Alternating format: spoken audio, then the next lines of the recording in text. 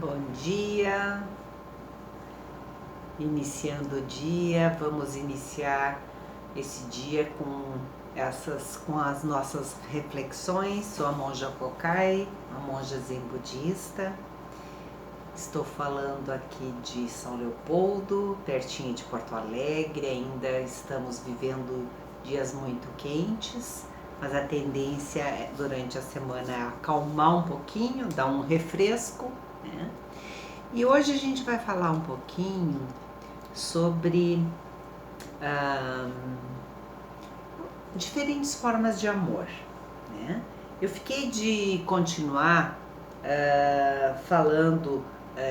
continuar aquele vídeo da semana passada falando sobre as 8 características dos grandes seres. A gente vai voltar nisso, né? A gente vai voltar nesse assunto, mas hoje eu quero falar um pouquinho sobre alguns ensinamentos do grande mestre que morreu, né, ontem, morreu não, no dia 22, do mestre vietnamita muito importante para o budismo, é Thich Nhat Hanh, né? E eu vou compartilhar com vocês uma passagem que aconteceu com Shakyamuni Buda, com o nosso Buda original, né, com o Buda histórico. Mas essa passagem é contada pelo mestre Tai, o mestre Thich Nhat Hanh, de uma maneira muito bonita, né?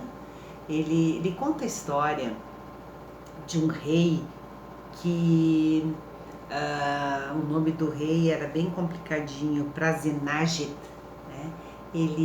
A esposa dele, os 2 filhos dele, do príncipe e a princesa, eram já discípulos de Buda, né? Esse rei e o Buda estavam naquela época com 41 anos de idade. Aí eu acho que me parecia assim que esse rei estava um pouco enciumado, porque a mulher e os filhos estavam encantados com o Buda e falavam desse ser iluminado, e ele estava se perguntando, se questionando, como assim, né? Ele já havia conhecido né, grandes professores iluminados, mas todos eles eram velhos sábios, né? Aí ele se perguntava como uma pessoa tão jovem pode ser iluminada. Eu vou lá conversar com ele, vou dar uma conferida, né? E chegou meio com uma pauta, assim, né? Querendo testar, na verdade, o Buda. E aí ele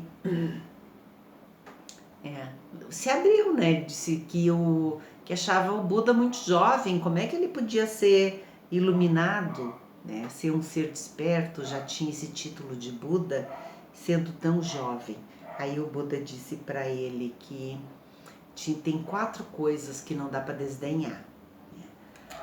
Não dá para desdenhar um jovem príncipe, porque ele tem as características e está sendo formado, e o destino dele é se tornar um grande rei.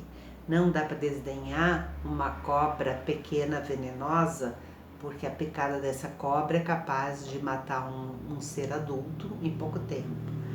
Não dá para desdenhar uma faísca de fogo, que apesar de pequenininha, ela pode causar um grande incêndio numa floresta, numa cidade inteira. Não pode se desdenhar um monge jovem, né? Porque iluminação e despertar e consciência não tem a ver com idade cronológica. Então, foi dessa maneira que ele respondeu esse primeiro questionamento do rei, né? E aí o rei gostou muito da resposta, se impressionou, sentiu firmeza e profundidade e fez uma outra colocação. Disse que ele havia ouvido falar, há quem diga que o Buda estava recomendando que as pessoas não amassem, porque amar era sinônimo de sofrimento. E isso, na verdade, não era isso que Buda estava dizendo, né? Quando isso chegou aos ouvidos desse rei, dessa maneira, ou o rei compreendeu da maneira dele, né? E aí o Buda falou para ele que era muito interessante essa reflexão, né? E que ele ia ficar atento para que as pessoas, que ele pudesse se explicar bem para que não houvessem esses mal entendidos. Porque o rei estava meio assim, como assim não amar? Que sentido tem a vida, né, se não se pode amar? Né? Falou para o Buda que ele ama tanto a esposa dele, os filhos, né? E aí o Buda, né, disse, ok, né, mas vamos então avaliar os tipos de amor. Existem diferentes formas de amar, de amor, de amar, né? E aí ele se focou em 2 tipos de amor. O primeiro de amor, esse amor corriqueiro que a gente conhece, que a gente está habituado, que está acostumado, que esse amor autocentrado, é o amor egóico.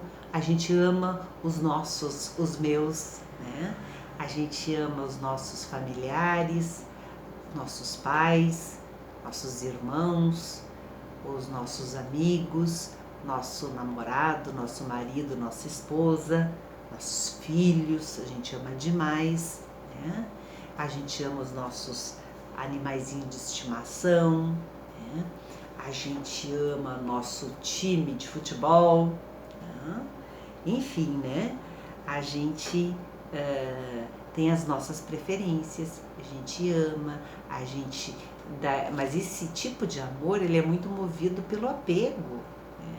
A gente se apega às coisas que a gente gosta e às pessoas que a gente gosta.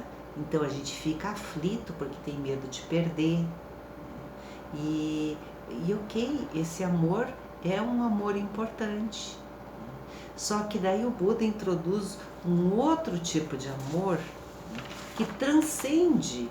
A gente não perde, se a gente transcende esse amor, do amor egóico, né, desse amor que coloca tudo meio que em perspectiva dentro de uma caixinha, né, não quer dizer que a gente vai perder a capacidade de estender a nossa compaixão e a nossa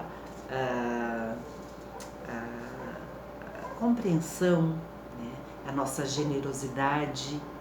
Pelo contrário, a gente está mais habilitado até a ampliar a nossa capacidade amorosa e, quem sabe, né, não amar somente os meus e os nossos. Estender esse amor a todos os seres. Porque daí o Buda foi explicando para esse rei e falou desse amor que é legítimo, mas também falou de Karuna e Maitri, que são o amor da compaixão e da generosidade. Inclusive, Karuna e Maitri, ou Metta também, as moradas dos Budas. São 4 moradas dos Budas, né? Que é Metta, que é a bondade amorosa por todos os seres. Não é só os meus, não é só meu marido, minha esposa, meus filhos, meus parentes, meus amigos, meus conhecidos, né? Transcende, né? Eu posso amar todas as crianças, todos os jovens, né? Independente se eles são meus filhos ou não. Eu elevo o meu amor de mãe para ser mãe e enxergar todos os jovens como se fossem meus filhos.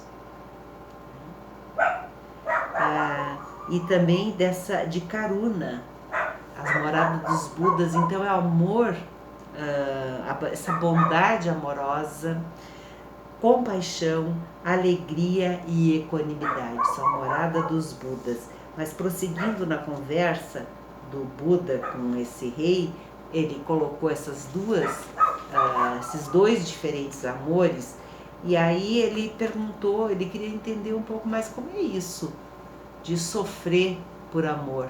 Aí o Buda disse assim, haverá, nos 2 tipos de amor haverão sofrimentos, só que a diferença é que o sofrimento do amor egóico, ele é muito mais aflitivo. E o sofrimento do amor que transcende o amor egóico seria um pouco desse amor fati que o Nietzsche desenvolve, que é o amor pela existência em si, é o amor independente do nosso destino,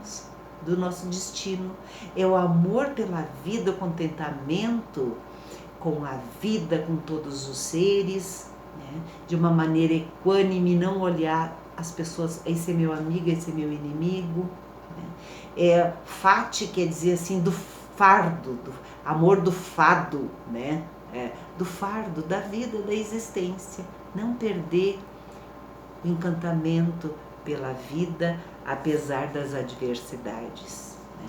E aí o Buda dizia que haverá também sofrimento, mas que esse amor que a gente desenvolve de ser bondade amorosa, de compaixão, a gente também sofre.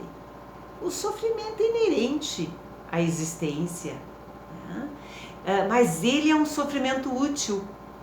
Útil no sentido assim que se a gente sofre pela dor do outro, pelo sofrimento do outro, né, essa abertura de coração, né, faz com que haja uma concentração de energia que é possível fazer transformações que beneficiem, que tragam paz, né, e serenidade para o maior número possível de seres. Então aí ele fala do sofrimento útil. Tem o sofrimento esse que quando a gente se frustra, esse amor cheio de apego, a gente quer controlar, a gente quer dominar, a gente que não quer perder, a gente quer que o outro faça como a gente quer, que se encaixe nas nossas necessidades, nas nossas demandas. E aí acaba se gerando um amor meio tóxico, né? Porque tu já não tem mais a capacidade de viver um amor em leveza. Você fica na cobrança, você fica na ansiedade, você fica na desconfiança, você fica no controle, né?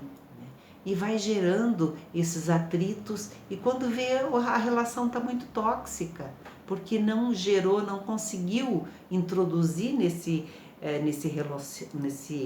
relacionamento uma amorosidade madura, né? Suave, que traga satisfação, que traga alegria e contentamento. Acaba contribuindo para ter mais opressão, né? Fazendo com que esse relacionamento fique apertadinho, né? Isso pode acontecer não só em relacionamentos de marido e mulher, de casal, também com os filhos, né? É bastante comum, né? Esses padrões mais tóxicos, eles se manifestam em relações muito íntimas. E as relações mais íntimas que a gente tem são de marido e mulher e de pais e filhos, né? Então, quando a gente consegue transcender a esse amor pequeno, a gente fica mais livre, mais expansivo e também pequenas coisas não chamam tanto a nossa atenção e o nosso interesse. A gente fica mais desimpedido para dar e receber amor sem grandes cobranças. Amar simplesmente por amar, né? E o que a humanidade precisa muito hoje nessa sociedade individualista, competitiva, é justamente de karuna, esse amor da compaixão, né? Onde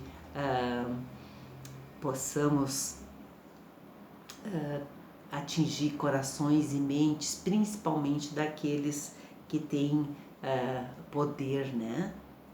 O poder, que estão à frente da administração de uma sociedade, fazer a gestão, né? Tanto pública quanto privada, né?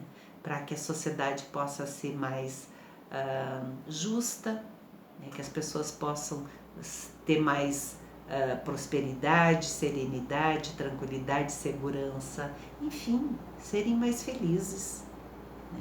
E isso não se dá somente calculando números e tabelas e o mercado financeiro. Isso se dá somente através de um amor generoso, onde todos possam se humanizar, né? Viver plenamente a sua humanidade. Ficamos por aqui, nos encontramos novamente semana que vem. Uma boa semana para todos.